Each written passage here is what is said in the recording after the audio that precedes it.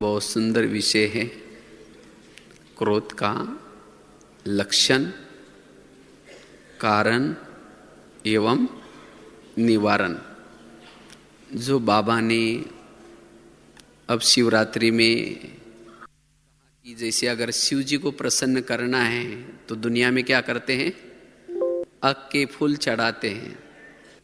तो बाबा ने, उस शिव भोलानाथ ने हमें प्रसन्न होने के लिए कौन सा फूल मांगा? अगर हमारे अंदर और विकार को तो हमने छोड़ दिया, लेकिन ये दूसरे नंबर का विकार है, वो है क्रोध। तो इस क्रोध के फूल को हमें क्या करना है? अभी शिव जी के ऊपर चढ़ाना है, क्योंकि प्रत्यक्षता का आधार है क्रोध मुक्त जीवन। तो इस क्रोध को के ऊपर हम जीत कैसे प्राप्त करें, और ये बाबा ने क्यों कहा है?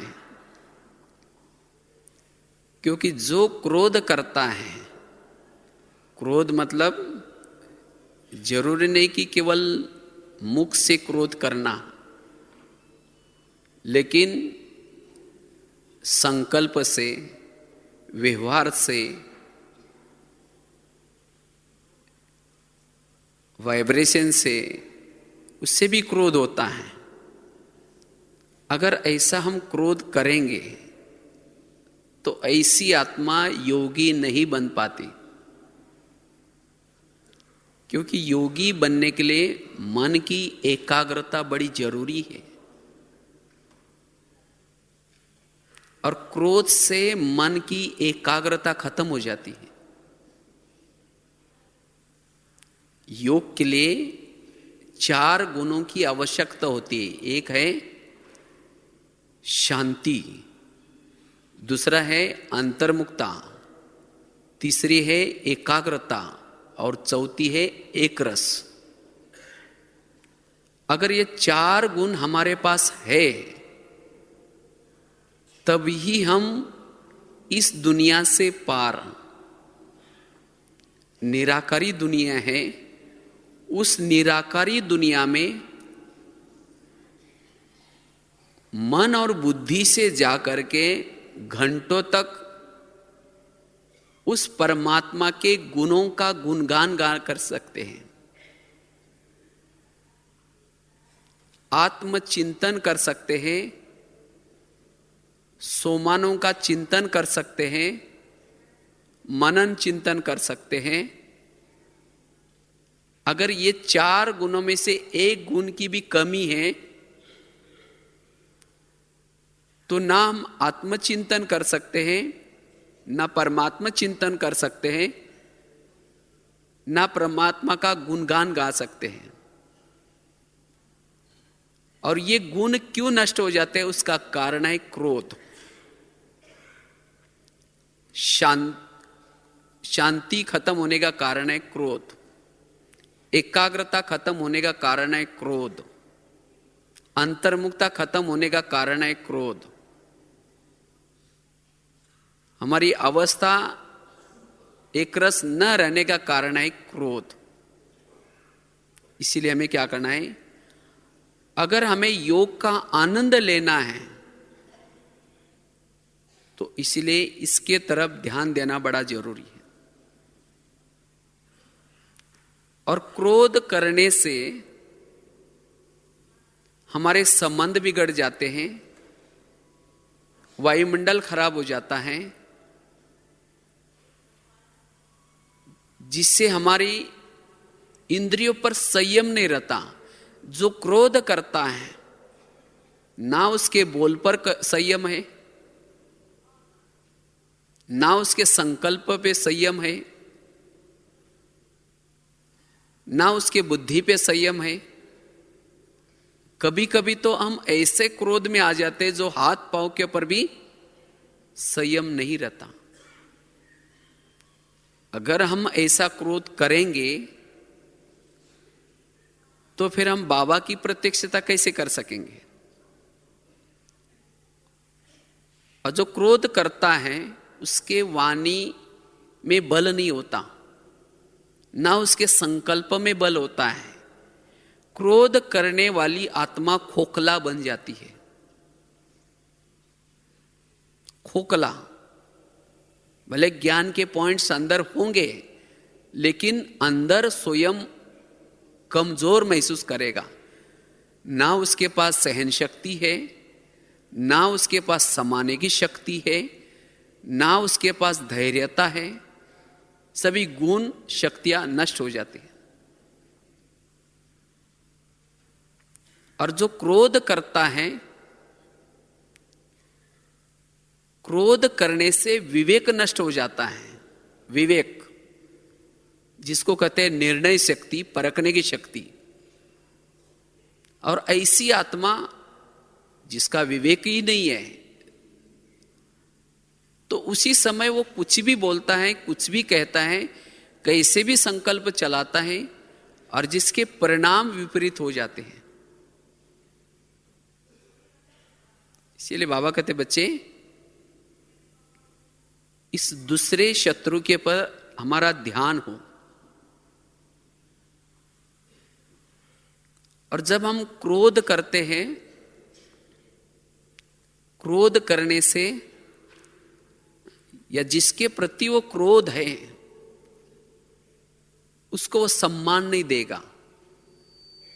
जैसे रावण था विद्वान, था समझदार, लेकिन क्रोध था। लेकिन वो अपने आप को ही क्या समझता है, मैं सर्वोच्च हूं। वो झुकेगा नहीं, वो जिद्द करेगा। इसीलिए बाबा कहते बच्चे, क्रोध से मुक्त बनो। और जो क्रोध करता है, क्रोध करने से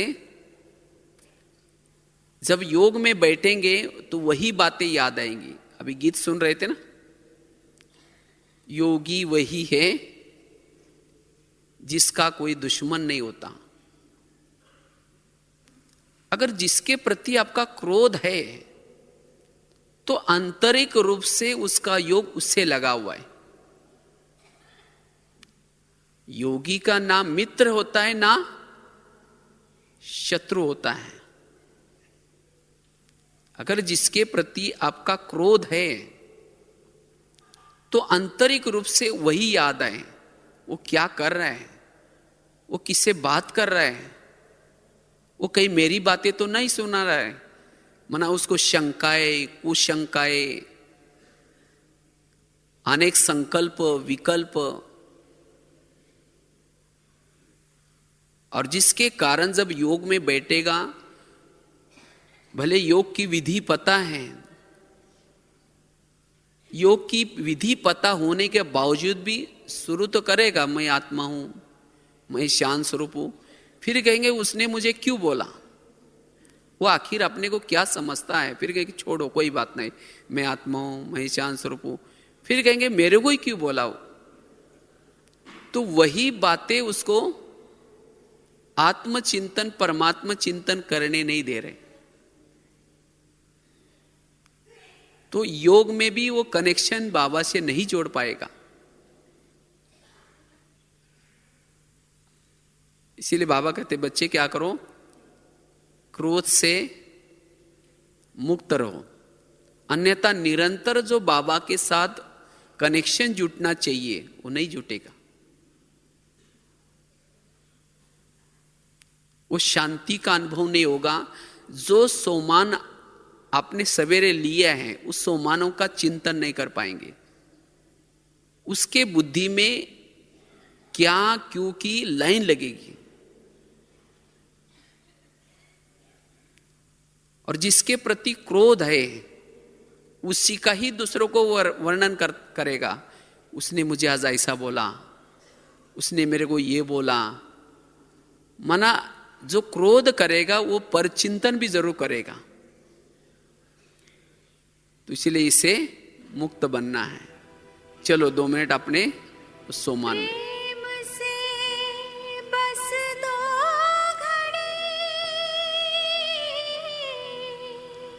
इस तरह से बाबा ने खास में अगर अनुभव की अथॉरिटी बनना है, निरंतर योगी बनना है, निराकारी स्थिति का अनुभव करना है, तो इस क्रोध के तरफ बाबा ने कहा कि अटेंशन दो।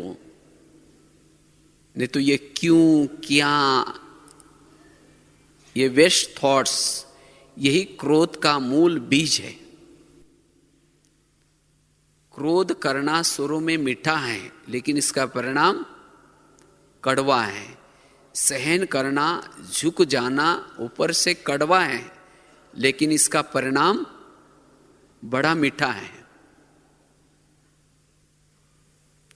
तो इसीलिए मैं संकल्प में भी, बाबा कहते हैं स्वप्न में भी क्रोध नहीं करना है, और संकल्प में भी, संकल्प और स्वप्न में भी नहीं करना है। क्योंकि जो सारा दिन क्रोध करेगा उसके स्वप्न में भी क्रोध ही आएगा। जिसके प्रति उसका क्रोध है वही उसके स्वप्न में आएगा। तो अंतमति सुगति क्या हो सकती है? इसलिए बाबा कहते, बच्चे, दीदी हमेशा कहती थी, झुक झुक झुक, मर मर मर, सीख सीख सीख। सभी से सीखना सीखो, झुकना सीखो और मरना सीखो। और वही कर सकता है जो क्रोध से मुक्त है। तो क्रोध के लक्षण क्या होते हैं? क्रोध कैसा पता चलेगा कि मेरे अंदर क्रोध है या नहीं है? क्रोध की क्या क्या लक्षण है? अगर आप किसी को गाली देते हैं, किसी को गाली देते हैं, तो यह भी क्रोध का लक्षण है। किसी को गाली देना एक क्रोध का लक्षण है। किसी को अपशब्द बोलना, जैसे कल भी बाबा ने की साकार मूल्य में था ना, किसी को पागल कहना, ये भी क्रोध है। क्योंकि योगी के अंदर के बोल ऐसे नहीं होते हैं। या किसी की शिकायत बड़ों को करना, अब उसकी शिकायत क्यों कर रहे हैं? इसका मतलब उसके अंदर, उसके बारे में आपको क्रोध है। इसीलिए वो क्रोध आप शिकायत के रूप में दूसरों को सुना करके बड़ों की भावना उस व्यक्ति के प्रति खराब कर रहे हैं। यह भी एक क्रोध है।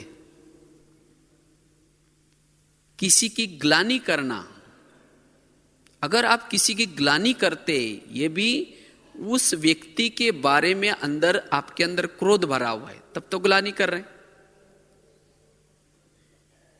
किसी की महिमा को न सुनना, अगर कोई व्यक्ति आकर के किसी के बारे में महिमा कर रहा है, वो व्यक्ति बड़ा अच्छा है, वो बहन बड़ी अच्छी है, लेकिन जिसकी महिमा आप सुन रहे हैं, अगर उसके साथ आपकी बनती नहीं, आपका क्रोध है उसके प्रति, तो आप उसकी महिमा को नहीं सुनेंगे। कहेंगे यार वो ऐसा है, हम जानते हैं ना, हम उनके साथ में रहते हैं, वो कैसा है हमको पता है। मतलब ये भी क्या है? उस व्यक्ति के बारे में आपका क्रोध है, ये दिखाई पड़ रहा है। किसी को टोंट मारना, किसी का कुछ घाटा हो गया तो उसके ऊपर हंसना, दो चार जन मिल करके, देखा इसका अच्छा हो गया, इसको निकाल दिया या इसको कुछ बुरा हुआ, तो ये भी उसके प्रति आपका क्या है? क्रोध है। तब तक उसके ऊपर हंस रहे। किसी को समय पर सहयोग न देना, अगर आप किसी के सहयोगी नहीं बनते, इसका मतलब उस व्यक्ति के बारे में आपके अंदर क्या भरा हुआ है? क्रोध भरा हुआ है, इसीलिए तो सहयोग नहीं दे रहे। कोई चीज को आप जोर जोर से फेंकना, तोड़ देना, ये भी क्या है? क्रोध है। किसी को मारना ये भी क्रोध है। किसी से बात न करना, उसे मौन में रहेंगे, उसे बात नहीं करेंगे, इसका मतलब अंदर से क्रोध है। किसी से किनारा करना, अगर किसी व्यक्ति से आप किनारा करते हैं, इसका मतलब उस व्यक्ति के बारे में आपके अंदर क्या है? क्रोध है। अगर आपका कोई प्यारा सामने से आता है तो उसके नजदीक जाएंगे, गले मिलेंगे, लेकिन जिसके प्रति क्रोध है वो आते ही किनारा करके जाएंगे, उसे ओम शांति भी करेंगे, ऊपर चेहरा नहीं देखेंगे, ओम शांति करके जाएंगे। इसका मतलब अंदर उसके प्रति क्रोध भरा हुआ है। किसी के प्रति अशुभ भावना रखना,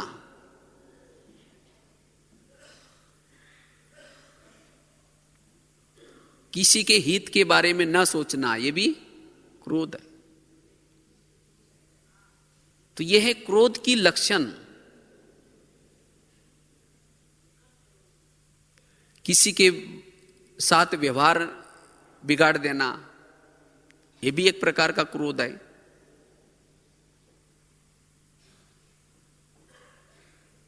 जैसे कहा कि किसी को सम्मान न देना, किसी की महिमा न सुनना, यह भी क्रोध है। अगर किसी के अंदर जीवन में सफलता होती है, आगे बढ़ता हुआ देख करके जलना, जिसको कहते हैं ईर्ष्या करना, नफरत करना, घृणा करना, ये भी क्या है? क्रोध है। इसीलिए बाबा कहते बच्चे, अगर ये लक्षण आपके हैं आपके अंदर, तो ये भी आपका क्रोध है। और ये क्रोध का चिंतन करते करते एक दिन आएगा, उस व्यक्ति के प्रति गुस्से का रूप धारण करेगा। जैसे कुकर होता है ना, कुकर क्या होता है? कुकर जब गैस पर रखते हैं, वो गर्म होते होते एक दिन आएगा, वो सीटी भी मारता है 1-2 घंटे के बाद या आधा घंटे के बाद। तो इसी तरह ऐसी आत्मा किसी के व्यवहार को देख करके, बातों को देख करके अंदर से वो गर्म होती है, और गर्म होते होते एक दिन आएगा, फिर सीटी भी मार देगी, कहेगी तुम्हारा 1 साल से देखा, अब मेरे से सहन नहीं होता, मना सीटी मार दी। और उसको गिनाएगी भी, देखो तुमने उसी दिन भी किया, फिर भी मैं चुप बैठा, उसी दिन भी किया, फिर भी चुप बैठा, उसी दिन भी ऐसा किया, फिर भी चुप बैठा, आज मेरे से सहन नहीं होता, मना बांध टूट गया। और जब बांध टूट गया, उसके बोल क्या निकलेंगे, संकल्प क्या चलेंगे। तो ऐसा अगर आपके साथ होता है कभी, तो क्या एकाग्र होकर के योग लगा सकते हैं? और वायुमंडल भी क्या हो जाएगा, फिर खराब हो जाएगा, उसे किनारा करेंगे। फिर ऐसी आत्मा बाबा की प्रत्यक्षता कैसी कर सकती है? और ऐसा क्रोध करने से वाणी में बल नहीं आएगा। इसीलिए बाबा कहते बच्चे, ये लक्षण चेक करो और इसको क्या करो, चेंज करो। ऐसे तो लक्षण और भी बहुत सारे निकलेंगे, लेकिन ये कुछ लक्षण है कि क्रोध के। तो क्रोध का कारण क्या है, क्यों क्रोध आता है? अगर हमारी कोई बात नहीं मानता तो क्या होता है, क्रोध आता है। हमें बिना कारण कोई तंग करता है तो क्या होता है, क्रोध आता है।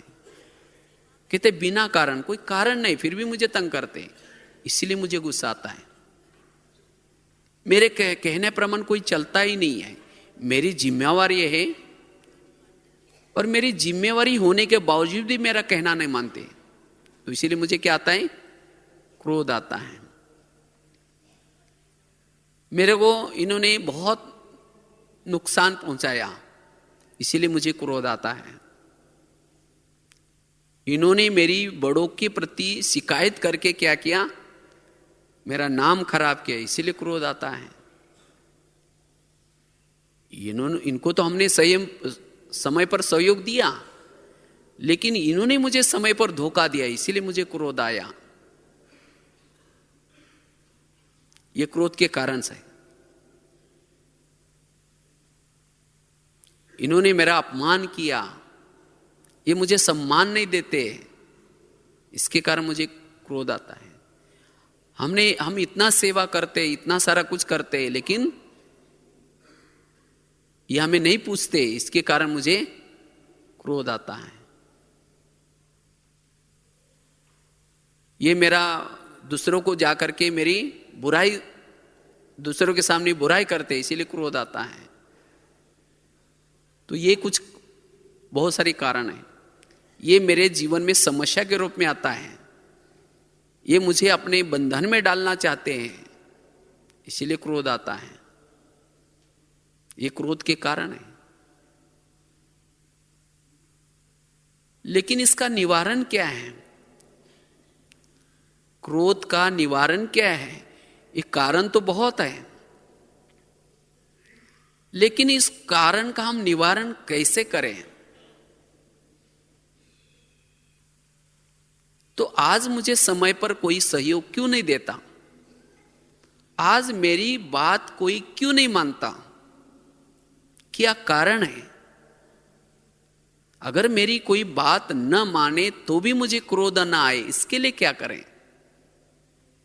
वास्तव में देखा जाए तो मेरी बात कोई क्यों नहीं मानता, उसका सूक्ष्म कारण है जिसकी अपनी खुद की इंद्रियां कहना नहीं मानती, बात नहीं मानते, उसका कोई कहना नहीं मानेगा।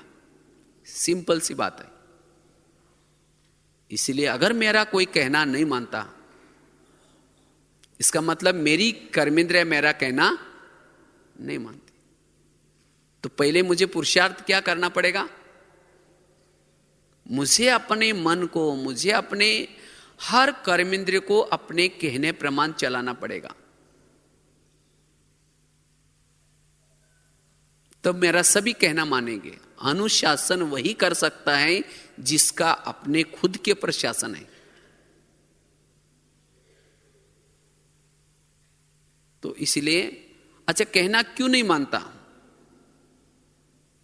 क्योंकि आपने भी कभी उसका कहना नहीं माना होगा।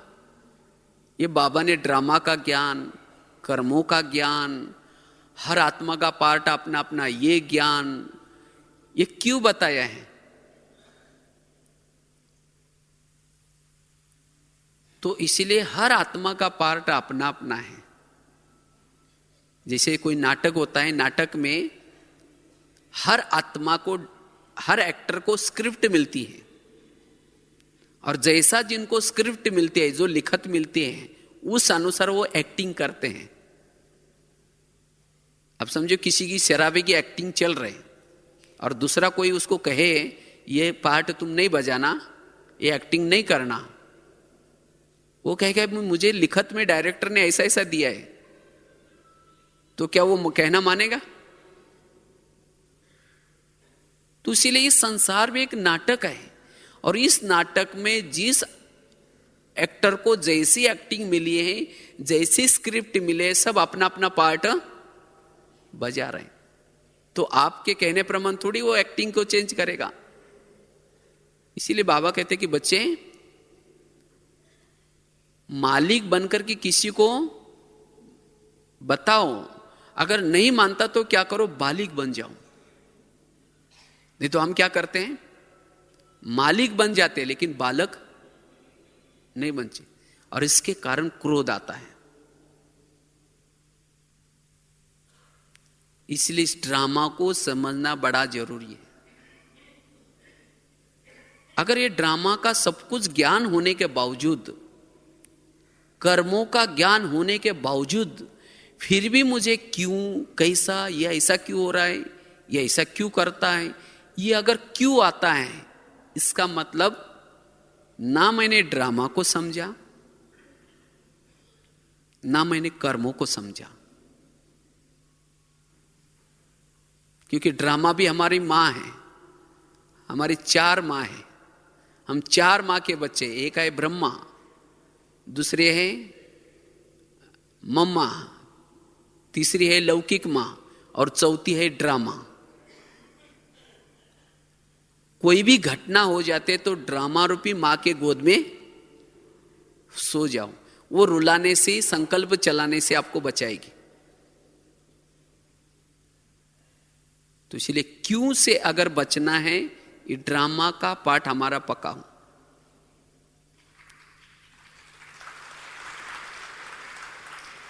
और तब जाकर के हमें कभी भी किसी के प्रति गुस्सा नहीं आएगा। दूसरी बात है, अगर हमें क्रोध का निवारण करना है, निगेटिव बातों को क्या बना दो, पॉजिटिव।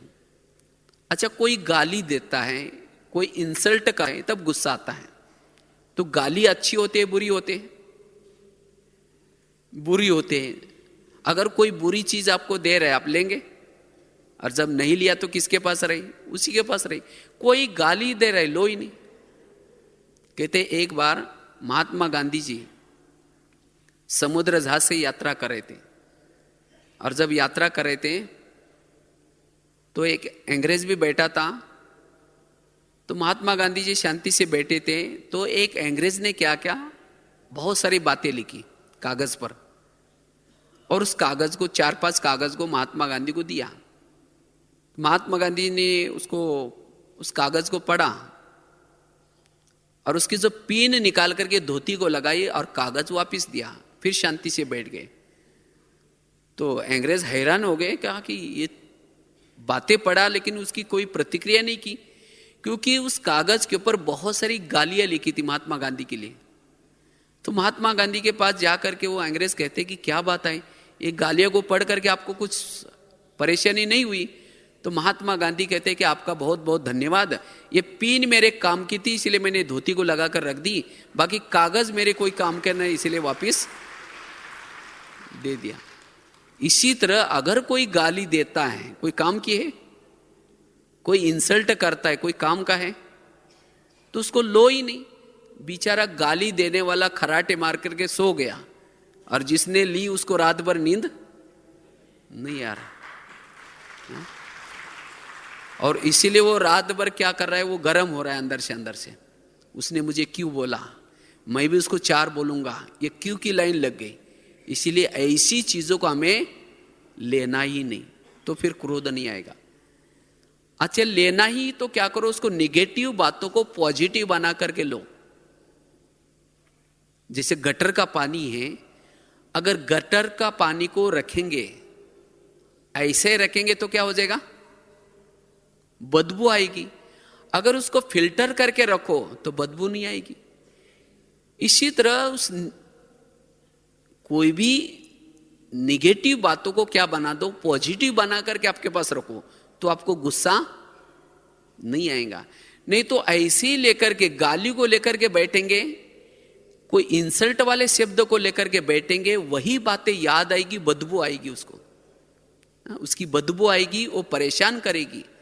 लेकिन उसको पॉजिटिव बना करके फिर अपने बुद्धि में रखो, उसको बदबू आने के बजाय वो अच्छा लगेगी। अगर कोई गाली देता है, आप ये सोचो कि गाली नहीं दी, मेरे पर गुलाब का फूल डाल दिया। जो संगम युग में गाली देगा, वही व्यक्ति दोपहर में आपके मूर्ति के सामने रोज गुलाब का फूल डालने का काम करेगा। तो कोई भगत चाहिए कि नहीं चाहिए? तो जिस दिन किसी ने गाली दी, तो शाम को जब योग में बैठेंगे तो बाबा को, बाबा आज आपका बहुत धन्यवाद, आपने बहुत अच्छा भगत भेजा था, उसने बहुत अच्छा फूल डाल के दे गया, आपका बहुत बहुत धन्यवाद। तो वो गाली आपको आनंददायी लगेगी, आपको लगेगा नहीं कि क्यों बोला, किसी लिए बोला। फिर बाबा को कहना है कि कल भी किसी को भेज देना, कोई ना कोई फूल चढ़ा करके जाए। तो ऐसी बातें सुनने से आपको परेशानी नहीं होगी। और भी गुस्सा क्यों आता है? गुस्सा आने का कारण है, अगर आपकी 2-4 लोगों ने मिल करके बुराई की, आपके लिए कुछ ना कुछ कुछ गलत बनाने का प्लानिंग बनाया, पर चिंतन किया, और उसमें से कोई एकाधा व्यक्ति होता है वो आपको आकर के सुनाता है, अरे वो लोगों ने तुम्हारे बारे में ऐसा ऐसा बोला, तुम्हारा परचिंतन कर रहे थे। जब ये बातें हम सुन लेते तो जिसने परचिंतन किया उसके लिए गुस्सा आता है, कहते ये मेरा परचिंतन करते हैं। लेकिन उस निगेटिव बातों को क्या बना दो, पॉजिटिव बना दो। ये सोचे कि इन्होंने मेरा परचिंतन नहीं किया, लेकिन क्या क्या, इन्होंने मेरा कीर्तन भजन गाया। जैसे भक्ति मार्ग में क्या करते हैं, हम कीर्तन भजन गाते हैं। तो कीर्तन भजन में क्या होता है, 2-4 जन इकट्ठे होते हैं, एक जन टाल बजाता है, एक जन डपली बजाता है, एक जन गाता है, और कुछ सुनने वाले भी होते हैं। उसको कहा जाता है कीर्तन भजन। तो इसी तरह परचिंतन में भी क्या होता है, 2-4 जन इकट्ठे होंगे, एक कहेगा वो बहन है ही ऐसी, दूसरा कहेगा हाँ मेरे साथ भी ऐसा किया, तीसरे कहेगा हाँ वो ऐसी करती रहते हैं। माना एक जन टाल बजा रहा है, एक जन डपला बजा रहा है, 2-4 जन गा रहे। अगर यहां संगम युग में अगर आपका किसी ने 1 घंटा तक परचिंतन किया, तो वही परचिंतन करने वाले लोग जब द्वापर युग आएगा, जब आपकी मूर्ति बनेगी, तो मूर्ति बनने के बाद आपके मूर्ति के सामने जिस गांव में आपका मंदिर बनाया जाएगा, जिसका परचिंतन किया वो देवी बनेगी, उसका मंदिर बनेगा।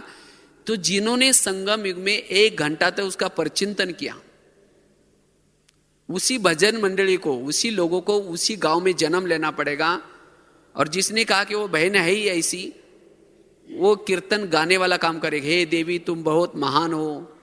और जिसने कहा कि ये बहन है ही ऐसी, वो क्या करेगा, वो ढोल बजाने का काम करेगा। जिसने हाँ में हाँ मिला है वो टाल बजाने का काम करेगा।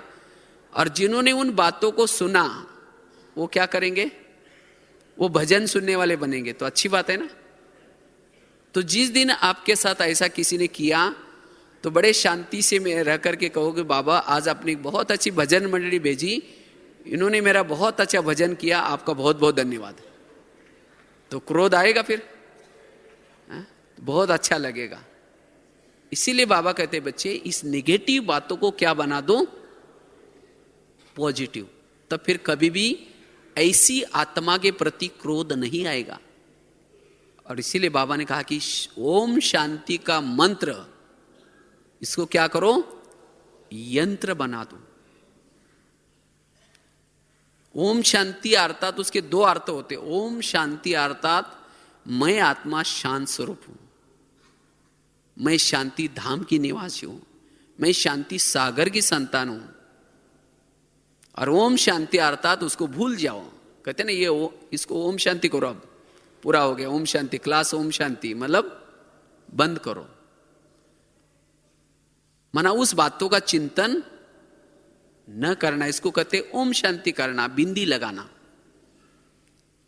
तो हमें होली तक क्या करना है, ओम शांति का मंत्र यंत्र के रूप में प्रयोग करना है। अगर ऐसी कोई घटना आती भी है तो मन को क्या करो, काम दो, हे मन तुम्हें होली तक मेरी ऑर्डर के बिना कुछ भी सोचना नहीं है, तुम्हें शांति में रहना है। अगर कोई मुझे अपमान करता है, कोई कुछ बोलता है तो मुझे बोलता है, मैं आत्मा राजा को बोलता है, तुम तो मेरा मंत्री हो, तुम्हें कोई सोचने की जरूरत नहीं। अगर हमारा मन ओम शांति की स्थिति में रहेगा, असोच स्थिति में रहेगा, तो हमारी निराकारी स्थिति सहज रहेगी। क्योंकि जिसके मन में निगेटिव संकल्प चलते हैं, जिसके मन में संकल्प की स्पीड बढ़ जाती है, उसके शरीर में विभिन्न प्रकार के केमिकल्स उतरते हैं और उसे अनेक प्रकार की बीमारियां होने की संभावना है। ये बहुत बड़ा घाटा है। इसलिए हमें क्या करना है, मन को सदा शांत रखना है। क्योंकि जब क्रोध करते तो हमारा दिमाग कैसा होता है, ठंडा होता है, गर्म होता है, गर्म। और जब दिमाग गर्म हो जाता है तो अनेक प्रकार की बीमारी भी होने की संभावना है। और जिसका दिमाग गर्म होता है वो योग का अनुभव करेगा? योग का भी अनुभव नहीं करेगा और अनेक प्रकार की बीमारी होगी। इसीलिए कहावत भी बने ना, जिसका पाँव गरम, पेट नरम, दिमाग ठंडा, उस घर में कोई डॉक्टर है उसको मार दो डंडा। वहां डॉक्टरानी की कोई जरूरत नहीं है। लेकिन आजकल क्या होता है, पांव रहते ठंडे और दिमाग रहता है गरम। अगर दिमाग गरम रहता है, यह भी एक क्रोध का अंश है।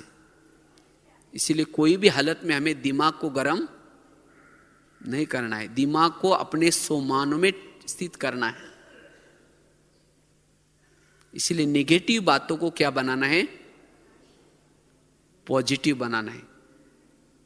जितना पॉजिटिव में रहेंगे उतना क्रोध नहीं आएगा। तीसरी बात है, पहली बात बताई, कार्मिक अकाउंट को बुद्धि में रखना है।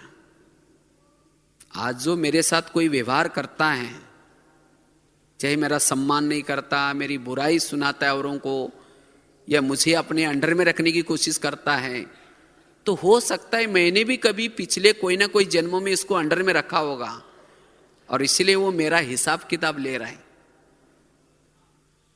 इस संसार की हर घटना मेरे ही कर्मों की प्रतिक्रिया है। तो जो इस कार्मिक अकाउंट को बुद्धि में रखता है उसको क्रोध नहीं आएगा। और दूसरी बात बताई, निगेटिव बातों को क्या बना दो, पॉजिटिव। तीसरी बात है, आज जो हमें गुस्सा आता है या क्रोध आता है, उसका निवारण कैसे करें? और उसके लिए निरहंकारी स्थिति हो, क्योंकि अभिमान में रहने वालों को गुस्सा आता है। इसीलिए बाबा कहते बच्चे निरहंकारी, जितना निरहंकारी बनेंगे उतना गुस्सा नहीं आएगा। इसीलिए सदा हमें क्या करना है, निरहंकारी स्थिति में रहना है। क्योंकि मैंपन एक प्रकार का, मैंपन एक प्रकार की पूछ है, और जिसको इस मैंपन की पूछ होगी उसको लगेगा मुझे पूछा नहीं, मुझे इसने सम्मान नहीं दिया, मुझे ऐसा नहीं किया, फिर गुस्सा आएगा। इसीलिए निरहंकारी हमारी स्थिति हो। निरहंकारी वाला मान अपमान निंदा स्थिति में भी कैसा रहेगा, समान रहेगा। इसीलिए निरहंकारी स्थिति से ही हम क्रोध के ऊपर जीत प्राप्त कर सकते हैं। चौथी बात है, ध्येयाभिमानी स्थिति। जितनी हमारी ध्येयाभिमानी स्थिति होगी, आज कोई क्रोध की फीलिंग, अपमान की फीलिंग, ये किसको होती है, ध्येयाभिमान वालों को होती है। तो ये भी मेरा एक ध्येयाभिमान है। अगर मुझे क्रोध आता है इसका मतलब मेरे अंदर ध्येयाभिमान छिपा हुआ है। इसलिए जितना ध्येयाभिमानी स्थिति में रहेंगे उतना वो आत्मा अपने शांत स्वरूप में स्थित रह सकती है, उतना वो स्वधर्म में टिक सकती है। उतना कोई अपमान करे, कुछ भी करे, उसको उस बातों की फीलिंग नहीं होंगी। क्योंकि आत्माभिमानी स्थिति माला मतलब मान अपमान से भी वो परे स्थिति में है, वो अतीन्द्रिय सुख में है। और जो अतीन्द्रिय सुख में है ये छोटी छोटी बातों में नहीं जाएगा। इसीलिए बाबा कहते बच्चे आत्माभिमानी स्थिति में स्थित रहो। आत्माभिमानी स्थिति मान अपमान निंदा स्तुति क्रोध ये सभी से बचने का एक कवच है। इसीलिए हमें अमृत वेला योग अच्छी तरह करके, क्लास के पहले अच्छी तरह योग करके, मुरली को अच्छी तरह सुन करके, ये आत्माभिमानी स्थिति का कवच पहन करके कर्म क्षेत्र पर उतरना है। और जिसके पास ये आत्माभिमानी स्थिति का कवच होगा उतना मान अपमान निंदा स्तुति के इन बातों का असर कुछ भी नहीं पड़ेगा। इसलिए हमें आत्माभिमानी स्थिति का कवच पहन करके क्या करना है, जाना है। तो इस तरह से ये क्रोध के कुछ लक्षण है जो आपको सुनाया। अपशब्द बोलना, अशुभ भावना रखना, किसी को बड़ों को शिकायत करना, अगर ये कुछ लक्षण है, अगर ये लक्षण आपके अंदर है तो समझो कि हमारे अंदर ये क्रोध छिपा हुआ है। अगर क्रोध छिपा हुआ है तो वही क्रोध व्यवहार के रूप में दिखाई पड़ता है, क्योंकि क्रोध तो प्रत्यक्ष दिखाई पड़ता है। लोग कहेंगे इनका आपस में व्यवहार ठीक नहीं है, और ये कहते हैं भगवान आए हैं, तो बाबा की प्रत्यक्षता कैसी होगी? इसीलिए हमें क्या करना है? अपकारी पर भी उपकार करना है, ग्लानि करने वालों को भी क्या करना है? गले लगाना है, तब जाकर के हम बाबा की प्रत्यक्षता कर सकेंगे, और तब जाकर के निरंतर योगी बन सकेंगे। नहीं तो अगर हमारे अंदर अशुभ भावना होगी तो ये अशुभ भावना जाएगी, उसका भी बुरा करेगी, वापिस घूम करके आपका भी बुरा करेगी। नहीं तो कई बोलते हैं ना, योग में जब हम बैठते हैं तो पता नहीं कैसे कैसे संकल्प विकल्प आते हैं। तो ये संकल्प विकल्प क्यों आते हैं? आपने ही कभी किए थे। इसलिए क्रोध के वश होकर के किसी को अशुभ भावना किसी को नहीं देनी है। इसलिए जो भी बातें हैं उन बातों को हमें क्या करना? अपने जीवन में अंदर समा लेना है, और वो भी पॉजिटिव बना करके समा लेना है, और तब जाकर के हम क्रोध से मुक्त बनेंगे। तो होली तक हमें क्रोध से मुक्त बनना है, और जिस आत्मा के प्रति हमारी भावना है उसके प्रति, अच्छा ठीक है, हाँ, तो इसलिए हमें क्रोध से मुक्त बन करके एक शांत स्वरूप स्थिति में रहने का अभ्यास करना है, और तब जाकर के हम योग में भी घंटों तक बैठ करके आत्मचिंतन, परमात्मा चिंतन कर सकेंगे, योग का आनंद ले सकेंगे। इसी के साथ ओम शांति।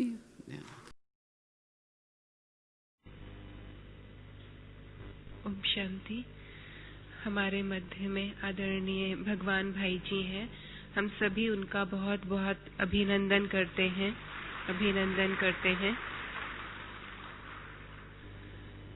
भाई साहब लगभग 30 वर्ष पूर्व इस ईश्वरीय विश्वविद्यालय से जुड़े। आपका लौकिक जन्म महाराष्ट्र में एक बहुत ही साधारण से परिवार में हुआ, और कुछ घर की परिस्थितियां ऐसी थी कि पढ़ाई के लिए भी आप रद्दी से डायरी लेकर उसको पानी में भिगोकर सुखाकर फिर उसको यूज किया करते थे, और वहीं से अलौकिक जन्म हुआ लगभग 30 वर्ष पूर्व। उस रद्दी की किताब में से ही इनको ईश्वरीय ज्ञान प्राप्त हुआ, और इनके तीसरे नेत्र ने ईश्वर को समझ लिया, गुप्त रूप में आए हुए भगवान को पहचान लिया। लगभग 25 वर्ष पूर्व संपूर्ण रूप से अपने जीवन को ईश्वरीय सेवाओं में समर्पित कर दिया। आपने लगभग 6000 से ज्यादा स्कूल्स और 800 से ज्यादा जेलों में अपनी सेवाएं देकर इंडिया बुक ऑफ रिकॉर्ड में आपका नाम दर्ज हुआ है। अनेक भाषाओं में आपके कुछ ना कुछ आर्टिकल्स आते रहते हैं समय प्रति समय। एट प्रेजेंट भाई साहब शांतिवन में किचन में सेवा करते हैं। महाराष्ट्र से आपको विदर्भ रत्न का अवार्ड भी मिला, और आज जो बाबा ने इस मुरली में हमें संपन्न और संपूर्ण बनने के लिए प्रेरणा दी है, उसी पर भाई साहब संपन्न और संपूर्ण बनने के लिए क्या पुरुषार्थ की विधि होनी चाहिए, इस विषय पर हमारे सामने कुछ प्रकाश डालेंगे आदरणीय भगवान भाई जी।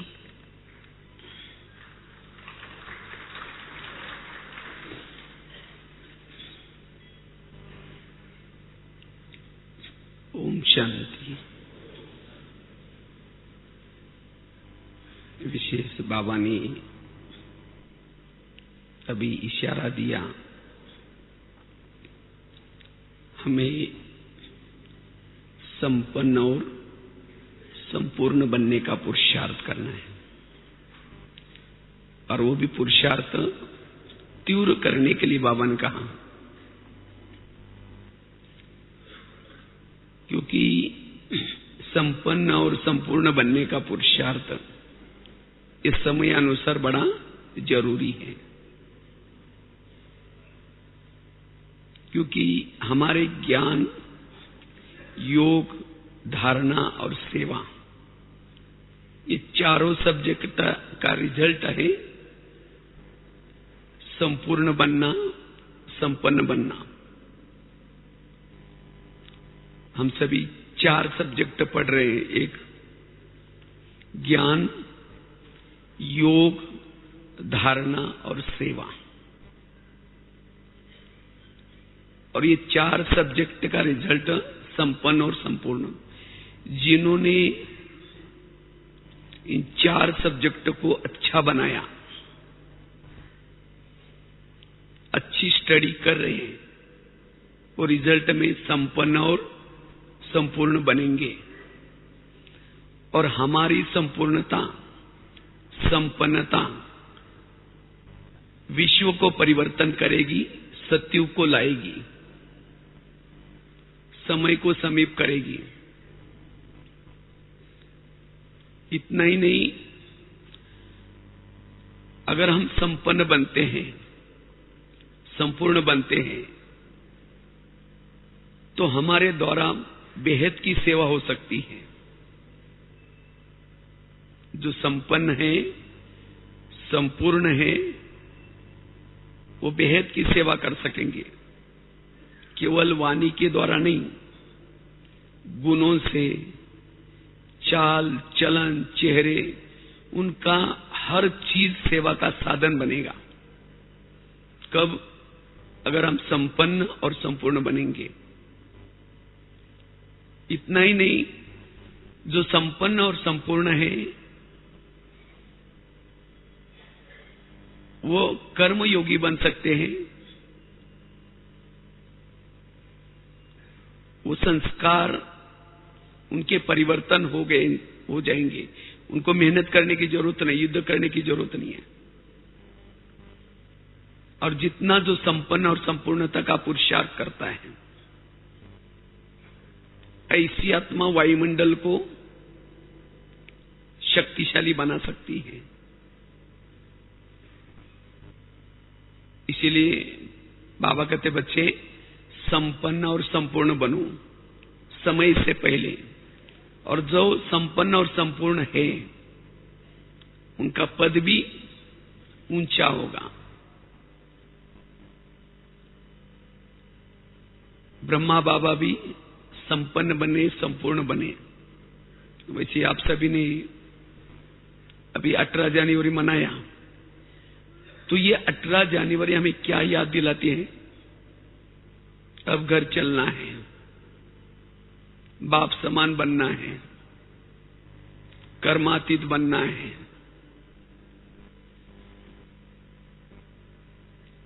समर्थ बनना है, स्मृति स्वरूप बनना है, अशरीरी बनना है, विधेयी बनना है। ये सब चीजें ये 18 जनवरी हमें याद दिलाती है। तो इसी तरह हमें भी संपन्न और संपूर्ण बनना है, बाप समान बनना है, फरिश्ता बनना है। यही हमारे ब्राह्मण जीवन का लक्ष्य है।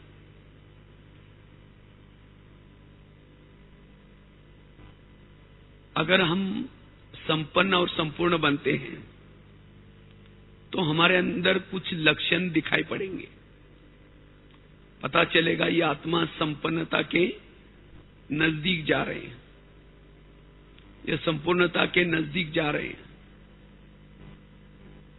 ऐसी आत्मा मान, अपमान, निंदा, स्तुति, ग्लानि समान रहेगी। कोई भी उसके संकल्प विकल्प नहीं चलेंगे। ये संपन्न और संपूर्ण आत्मा की निशानी है। और जो आत्मा संपन्न और संपूर्ण बनती जाएगी, उतना उसके अंदर त्याग की भावना आएगी। त्यागी, कुछ नहीं चाहिए।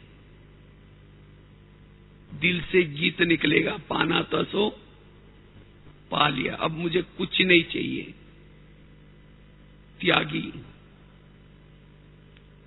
त्यागी के साथ वो वैरागी भी बनेगी। दुनिया से वैराग, संस्कारों से वैराग, विकारों से वैराग, ये लक्षण है संपन्न और संपूर्णता आत्मा की। इसके साथ जो संपन्न और संपूर्ण आत्मा बनते जा रहे हैं या पुरुषार्थ कर रहे हैं, ऐसी आत्मा सर्व गुणों से संपन्न नजर आएगी। अंतर्मुखी, एकाग्रचित, एकांतवासी, सदा संतुष्ट। उसका चेहरा खिले हुए गुलाब की तरह होगा। वो सहन शक्ति की देवी या देवता होगी। उसके मन में निगेटिव सब खत्म हो जाएगा, मन स्थिर बन जाएगा।